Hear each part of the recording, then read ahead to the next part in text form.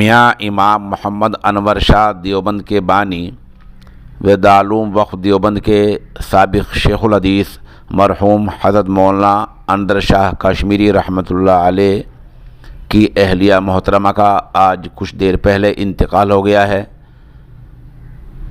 اس طرح دارالعلوم وقف دیوبند کے موجودہ شیخ الحدیث و جامعہ محمد انور شاہ کے موجودہ محتمم مولانا احمد خضر شاہ مسعودی کو شدید صدمہ پہنچا ہے۔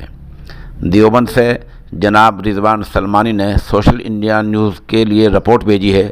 وہ بتا رہے ہیں کہ اس انتقال پر دارالعلوم وقف دیوبند کے محتمم مولانا محمد سفیان قاسمی، نائب محتمم مولانا محمد شکیب قاسمی، مولانا صغیر احمد صاحب پرتاپ گڑھی، مولانا فضل احمد ناصری، مفتی محمد واصف، مولانا ندیم الواجدی اور اس طرح دیوبند کے کئی دیگر نامور علماء نے تعزیت پیش کی ہے۔ سوشل انڈیا نیوز بھی مولانا احمد خضر شاہ مسعودی کے غم میں برابر کا شریک ہے۔